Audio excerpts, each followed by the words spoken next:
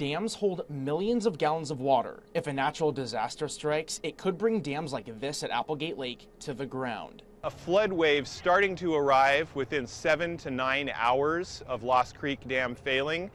And at its peak, the flood wave a few hours later would peak at about 40 feet above the normal riverbed. Despite that being the worst case scenario, Scott Clemens from the U.S. Army Corps of Engineers says it's something everyone needs to be ready for. That's why the new maps are so important. These are designed to help us, the Corps of Engineers, and our emergency management partners determine what the risk is to residents below our dams. As they determine the risks, Jenny Hall from Josephine County Emergency Services says people should always have a plan if there's an emergency. With a dam inundation scenario, people are looking at evacuation.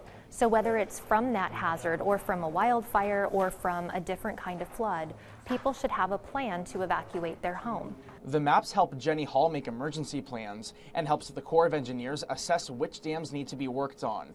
They say Lost Creek and Applegate dams are in excellent shape. Even in really a worst case earthquake scenario, like has been often discussed, we anticipate that the dams might sustain damage, but we don't really expect them to catastrophically fail. Clemens says people shouldn't be worried, but need to be prepared. Some properties along the Rogue River and the Grants Pass area already are. Some of the homes are actually built on top of garages, and so when there's a flood, they open the doors, the water flows through.